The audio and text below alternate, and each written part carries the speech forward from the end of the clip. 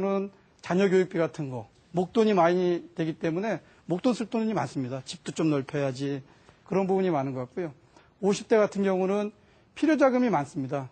유동성이라는 건 언제든지 현금화할 수 있는, 그렇지 않습니까? 50대 되면은 아프기도 할 수 있고 집안의 일들이 많지 않습니까? 그래서 이런 고민들을 갖다가 여러분들이 다 갖고 계신데 저도 갖고 있고요.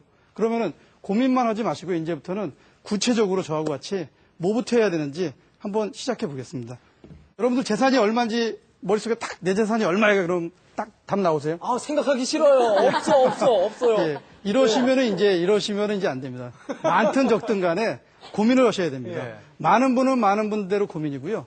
적으면 적은 분대로 고민하셔야 되는데 많은 분들은 고민을 막연하게 하시는 게 아니라 구체적으로 하시거든요. 적은 분들은 없다고 해서 고민을 안 하면 안 된다고 생각합니다. 오히려 없기 때문에 더 고민을 시작해야 되는데 그럼 내 자산이 많든 적든 간에 한번 들어가 볼까요? 어떻게 돼 있나? 보시면은 부동산하고 금융자산 아니겠습니까? 은행에 예금이 얼마큼 돼 있는지, 뭐 부동산도 뭐 집 있는 분도 계실 거고 전세자금도 있을 거고 뭐 월세를 사셔도 뭐 어쨌든 부동산과 관련된 돈이 있을 거고 금융자산이 있겠죠. 이게 바로 지금 현재의 내 위치입니다. 내가 지금 얼마의 자산이 있는지 정리를 하셔야죠. 막연하게 생각하신 게 아니라. 왜? 나를 알고 적을 알아야지 백전백승 아닙니까? 나를 모르면서 자산 관리를 한다는 거는 아무런 소용이 없습니다. 그렇기 때문에 우선 나를 아시는 게 필요하고요.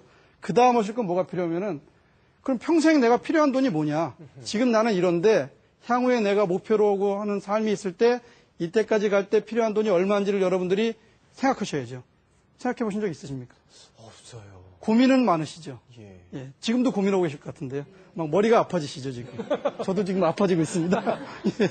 그러면은 여러분들하고 한번 요걸 한번 해볼까요? 제가 그냥 가정을 했습니다. 임의로. 한번 제가 읽어보겠습니다.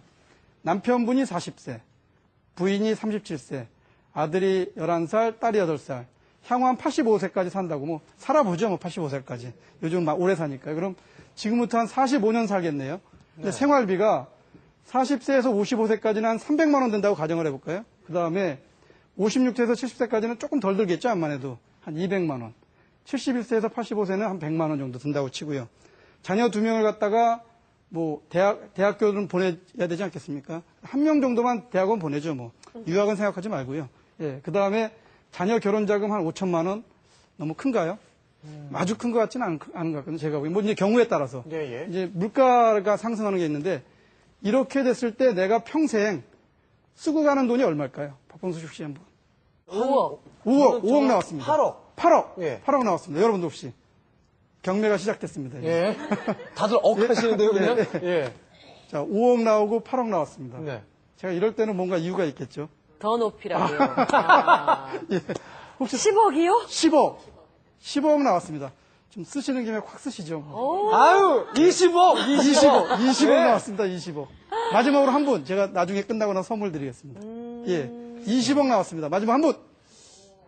아니, 20억 해서 제가 이러고 있는데, 예, 25억이요. 오호. 예. 얼마가 나오냐면요. 글쎄요. 28억 6천만 원이 나옵니다. 여러분들 이게 현실입니다. 예. 쉽게 계산해 볼까요? 40세인 분이 1년 동안 월 300만 원이면은 연간으로면 3,600만 원 아닙니까? 예. 10년이면 3억 6천이겠죠. 예? 근데 물가 상승률이라는 게 있지 않습니까? 네, 4%. 그런 걸 감안한다. 그럼 여기 제가 제시한 게 이게 사치스러운 삶일까요? 아닐 것 같아요, 제가 보기에는. 300만 원, 40에서 50세인 분이 월 생활비가 300만 원 정도 들겠죠. 네. 그 다음에 200만 원, 100만 원. 그러니까 제가 아까 무슨 말씀 드렸죠? 막연한 고민을 하지 말자고 그러셨죠. 네. 구체적으로 고민하자는 거죠. 그러니까 막연하게 아까 처음 답 나오신 게 5억이었나요? 예. 5억부터 나오셨잖아요. 25억까지 가는데 얼마나 힘들었습니까? 힘들었어요. 하시면서도 이게 뭐 내 일이 아니야 그러시는데 이게 바로 저 자신의 일이고 여러분들의 일이고 현실입니다. 그러니까 아까 제가 서두에 말씀드렸죠. 막연하게 고민하지 말고 구체적으로 하자. 이게 바로 구체적인 겁니다, 여러분들. 예. 이게 뭐 제가 여기에는 집 늘리는 것도 없고요. 딴 것도 없어요. 단순하게 생활비 갖고 이렇게 하는 부분인데 그러면은 하나를 더 가정해 볼까요? 이건 젊은 분들, 30세인 분, 20세인 분이 아들이 이렇고 딸이 이렇고 30세부터 뭐 80세까지 한다고 했을 때 총 지출액은 더 크겠죠? 30세니까. 그럼 대략 배는 되지 않겠습니까?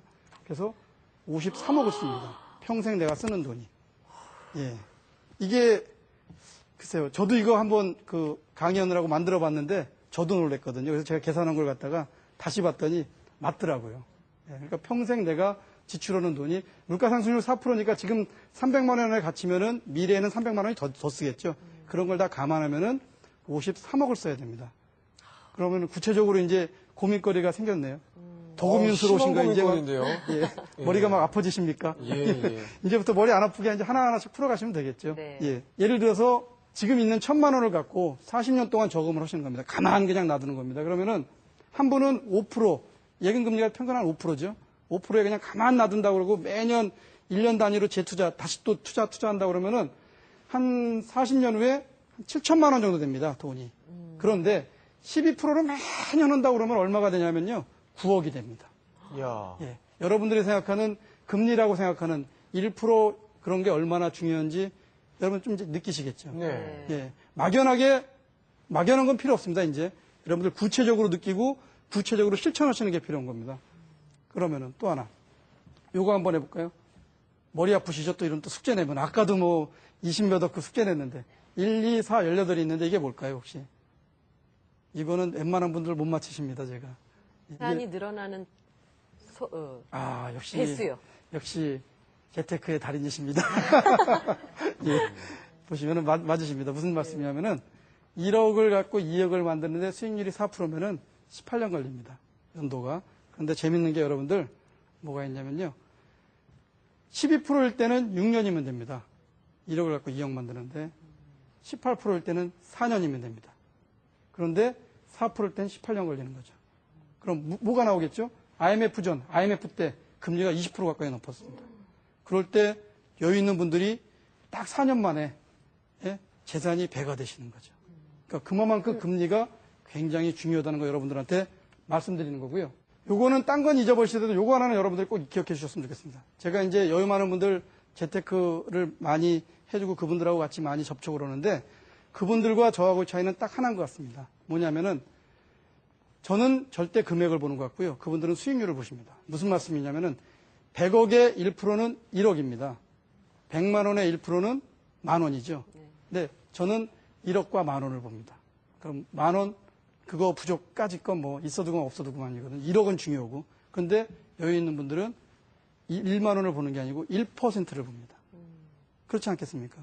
그러니까 그분들은 이해를 못하는 게 수수료 뭐 이런 거 갖고 굉장히 민감하시죠. 여유 많은 분들이. 모르는 분들은 볼 때 야, 돈 많은 분이 그 수수료 갖고 뭘 이러냐 이러는데 그게 생활화 되신 거예요.